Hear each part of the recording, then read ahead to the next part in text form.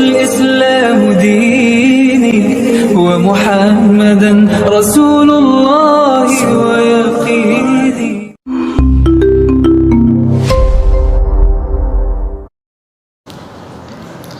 Assalamualaikum warahmatullahi wabarakatuh. Innal hamdalillah nahmaduhu wa nasta'inuhu wa nastaghfiruh wa na'udzu billahi min shururi anfusina wa min sayyiati a'malina. Man yahdihillahu fala mudilla lahu wa man yudlilhu fala hadiya lahu. أشهد أن لا إله إلا الله وحده لا شريك له وأشهد أن محمدا عبده ورسوله لا نبي بعده. اللهم صل وسلم وبارك على محمد وعلى آله وصحبه وسلم أجمعين. يا أيها الذين آمنوا اتقوا الله حق تقاته ولا تموتن إلا وأنتم مسلمون. يا أيها الناس اتقوا ربكم الذي خلقكم من نفس واحدة وخلق منها زوجها وبث منهما رجالا كثيرا ونساء واتقوا الله الذي تساءلون به والأرحام إن الله كان عليكم رقيبا. يا أيها الذين آمنوا اتقوا الله وقولوا قولا سديدا يصلح لكم أعمالكم ويغفر لكم ذنوبكم ومن يطع الله ورسوله فقد فاز فوزا عظيما. أما بعد. Ma'asyiral muslimin, ikhwani fiddin wa iyyakum rahimahumullah. Mari kita pada hari ini kita melanjutkan kajian kita kitab Syarah Aqidah Ahli Sunnah wal Jamaah, yakni kaidah ke-82 tentang manhaj dakwah Ahli Sunnah wal Jamaah. Betulkah Ahli Sunnah wal Jamaah itu keras? Betulkah Ahli Sunnah itu adalah sukanya mengkafir-kafirkan, mengkotak-kotakkan? Mari kita sama-sama, seperti apa sejatinya sebenarnya manhaj dakwah Ahli Sunnah. InsyaAllah pada hari ini nanti kita akan mendapatkan jawaban-jawaban di antara hal-hal yang disampaikan tersebut. Baik, yang pertama yang ingin saya sampaikan kepada jamaah, di sini ada istilah manhaj, ada istilah dakwah. Mungkin kalau istilah dakwah sering kita dengar. Manhaj, alhamdulillah akhir-akhir ini juga sering kita dengar. Lantas apa yang disebut dengan manhaj itu sendiri? Ya, biar kita faham, biar kita tahu apa itu manhaj.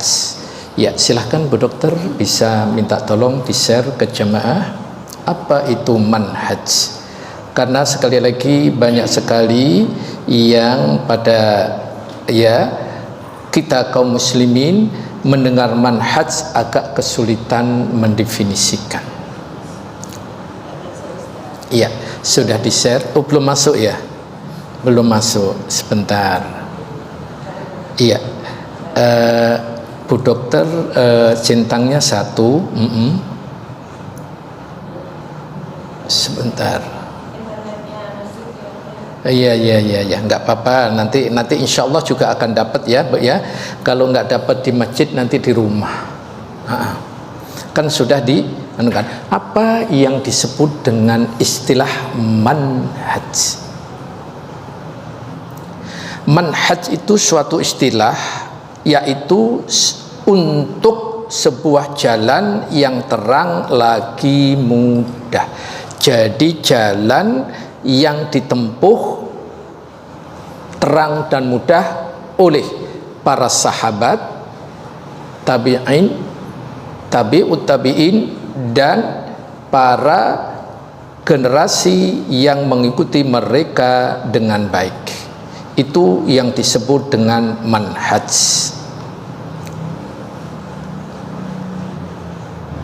Sehingga manhaj ini sekali lagi cara kita, ya, cara kita untuk menuntut ilmu, jalan yang begitu terang lagi mudah, sekali lagi yang dijalankan, maka ada istilah salafus solih. Salaf itu pendahulu, solih orang-orang yang solih. Siapa yang disebut dengan salafus solih? Salafus solih, Rasulullah menyampaikan salaf itu pendahulu, solih orang-orang yang solih. Diawali salaf pertama adalah Rasulullah Sallallahu Alaihi Wasallam. Ternyata Rasulullah pun juga salaf pendahulu kita. Setelah Rasulullah, sahabat. Setelah sahabat, tabi'in. Setelah tabi'in, tabi'ut tabi'in, kemudian generasi-generasi berikutnya yang mengikuti mereka dengan baik. Itulah yang disebut dengan manhaj salafus solih. Jadi manhaj tadi cara beragama mengikuti generasi terdahulu yang solih, yaitu diawali Rasulullah menyampaikan kepada sahabat, sahabat menyampaikan kepada tabi'in, tabi'in menyampaikan kepada tabi'ut tabi'in, kemudian tabi'ut tabi'in diterangkan, disampaikan kepada generasi-generasi terus ke bawah, sampai kita sampaikan nanti sampai hari akhir. Itu namanya adalah manhaj salafus solih. Nanti insya Allah juga akan ada di materi. Nah, sudah insya Allah. Oh, sudah masuk Bu Dokter. Ya. Jadi demikian yang sangat penting untuk manhaj salafus solih ini agar kita bisa mendapatkan. Dan ternyata ma'asyiral muslimin, Rasulullah sallallahu alaihi wasallam adalah salaf kita. Ya. Bisa di-share lagi? Iya. Jadi inilah. Kemudian istilah dakwah. Apa itu istilah dakwah? Dakwah adalah mengajak manusia kepada jalan yang ditetapkan oleh Allah, yang disampaikan kepada seluruh para nabi dan rasulnya. Tentang apa? Tentang rukun iman, rukun Islam, masalah syariat Islam, masalah ketaatan kepada Allah, kepada Rasulnya, serta mengajak kepada manusia untuk mentauhidkan atau mengesahkan Allah, serta menjauhi kesyirikan. Dengan cara apa? Mengajak manusia itu ada contoh yang terbaik, Rasul Sallallahu Alaihi Wasallam.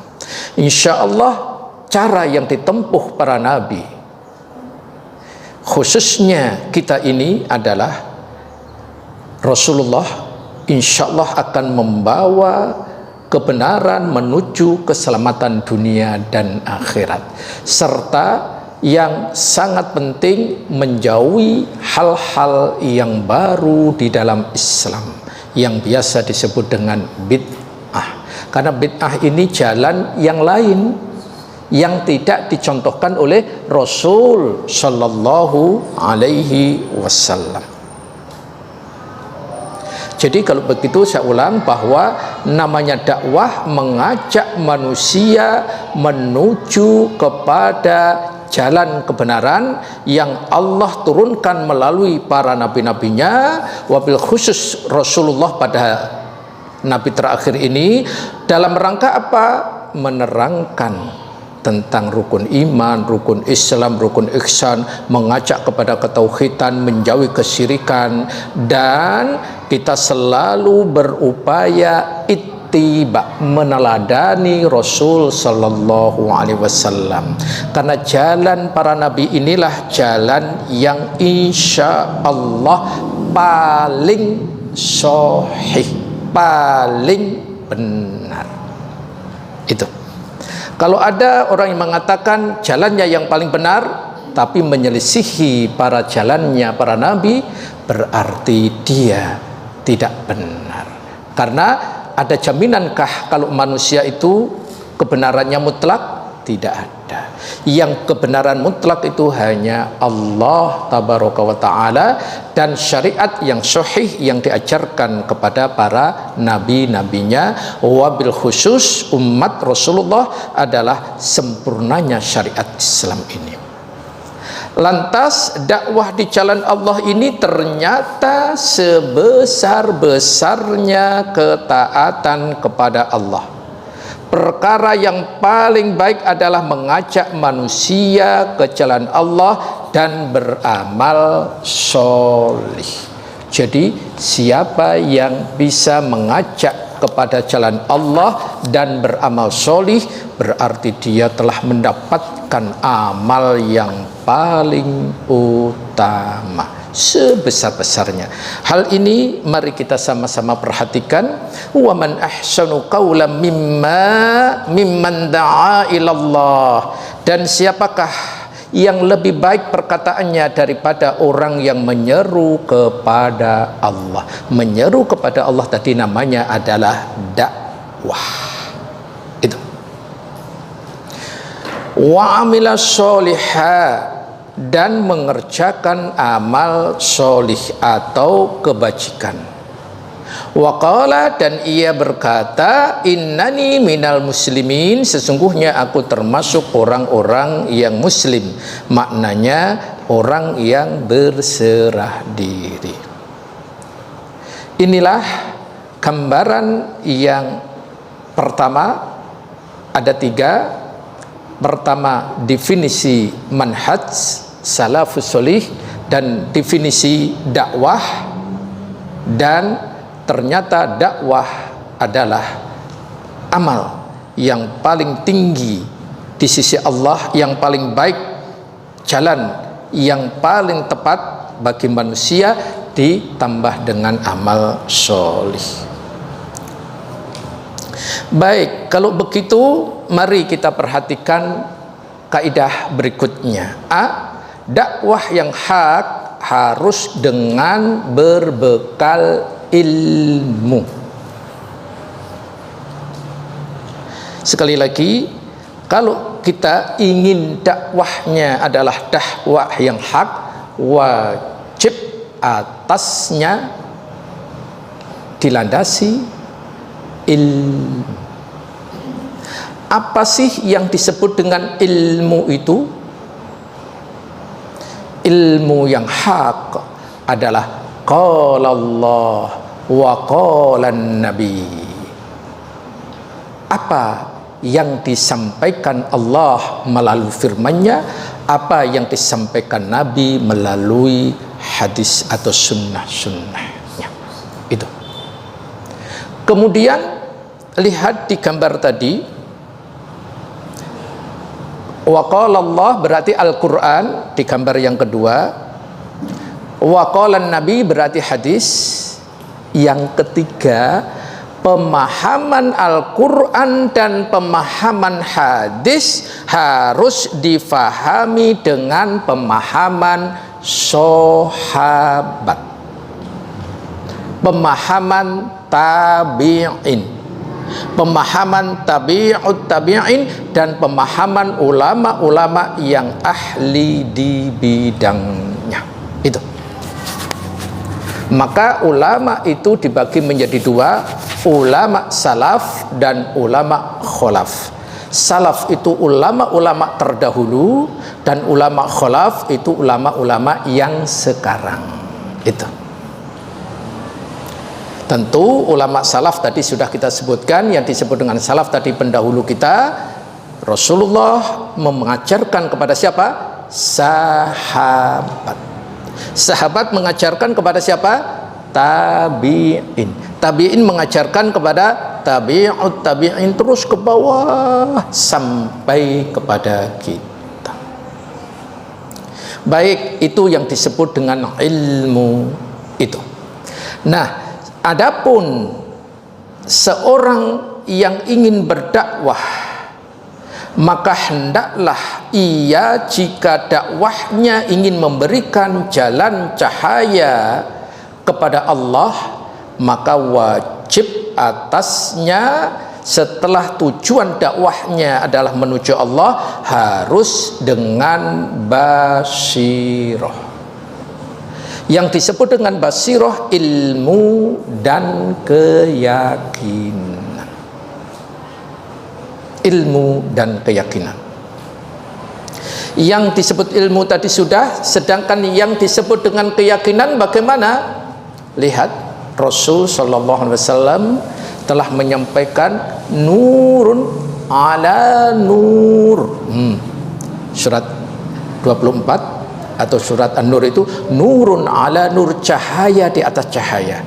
Apa artinya cahaya itu? Cahaya iman dinaungi atasnya cahaya ilmu. Jadi iman atau keyakinan yang dilandasi dengan ilmu. Adapun ilmu tadi qala Allah wa qala Nabi. Itu tadi. Masya Allah. Lihat, ada hal yang begitu menarik dalam hal ini. Kul, katakanlah, hadihi sabili ad'u ilallah. Inilah jalanku, aku dan orang-orang yang mengikuti atau mengajak kamu kepada Allah dengan keyakinan. Ala basiratin ana wa manit taba'ani. Ya, yang mengikutiku dengan cara yaitu keyakinan dan basyirah tadi. Wa subhanallah wa ma ana minal musyrikin, dan maha suci Allah, aku tidak termasuk orang-orang yang musyrik.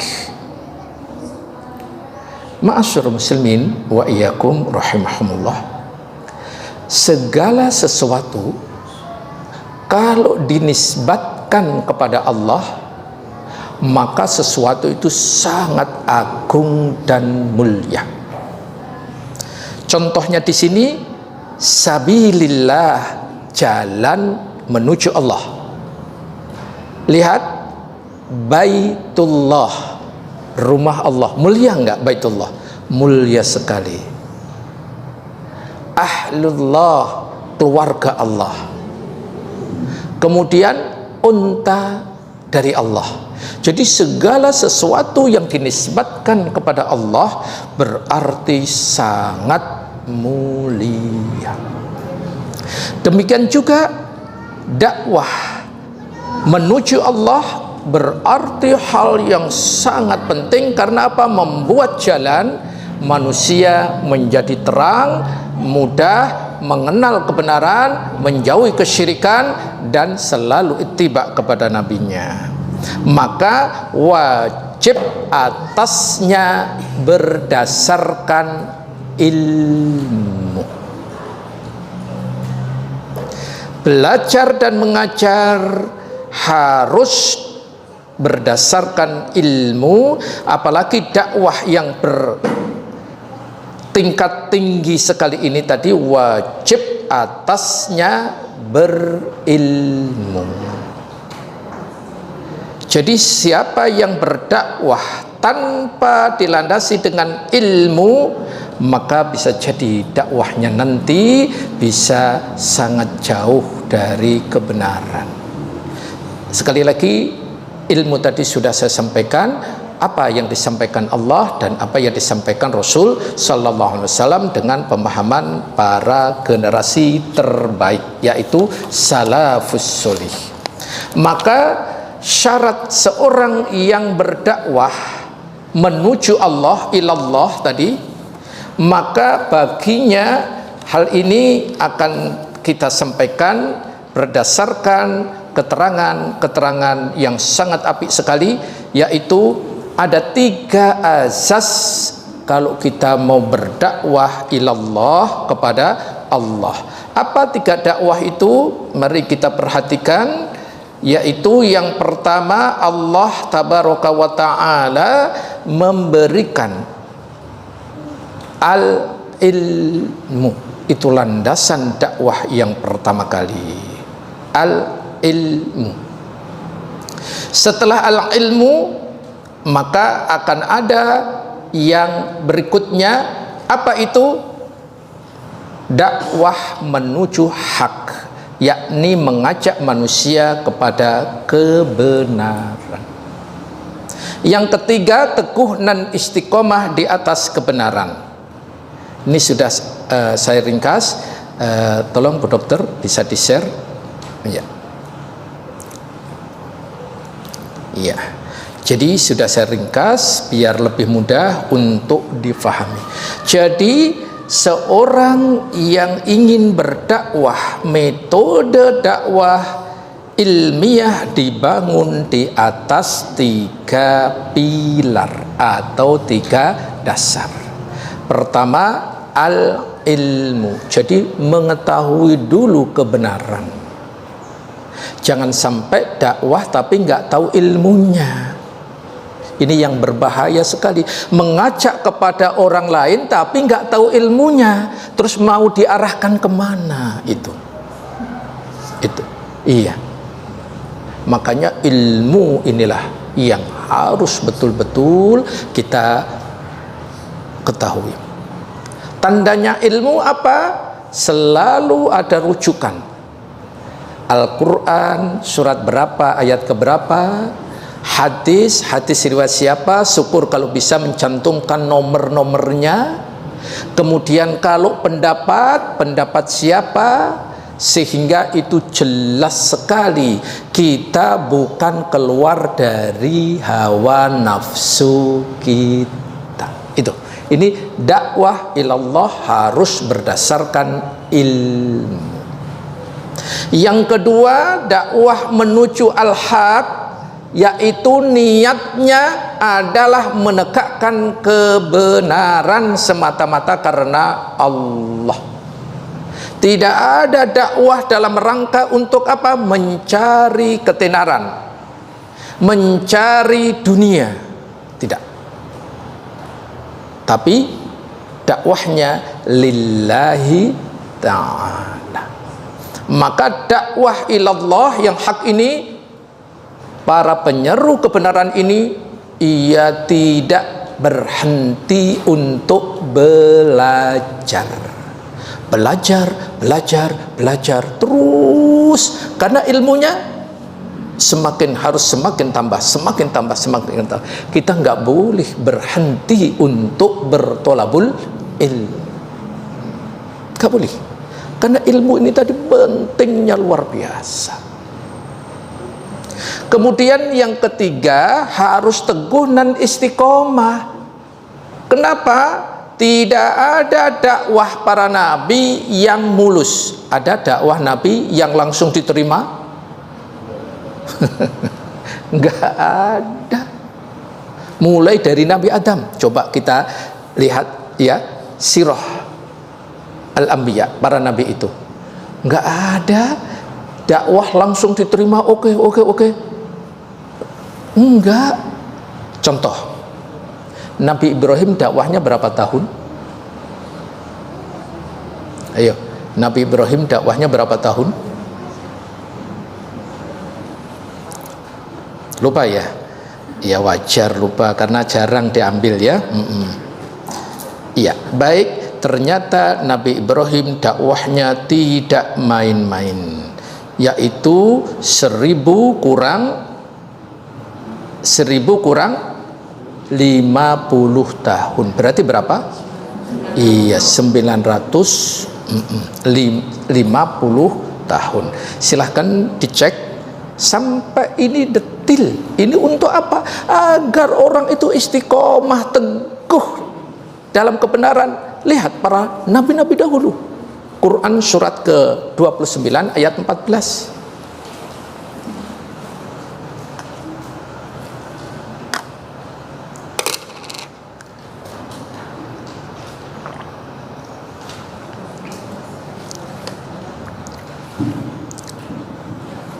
Dan sungguh kami telah mengutus Nuh kepada kaumnya, maka dia tinggal bersama mereka selama 1000 tahun kurang 50 tahun. Kemudian mereka dilanda banjir besar sedangkan mereka adalah orang-orang yang zalim. Iya, ini catatan penting bagi dai ilallah yang menyeru kepada jalan Allah harus teguh dan istiqomah dalam kebenaran. Contohnya adalah Nabi Nuh, dakwahnya 950 tahun, yang didapat berapa? Nggak nyampe 100 orang, bayangin. Berarti setiap 100 tahun dapat berapa itu? Udah nggak usah dipikirin. Karena ini sudah ya seperti itu jalannya. Maksudnya ini biar para penyeru, para dai ilallah itu tetap teguh dan istiqomah dalam kebenaran. Contohnya para nabi-nabi itu. Kemudian contoh adalah penuntut ilmu. Menuntut ilmu pun juga harus teguh dan istiqomah.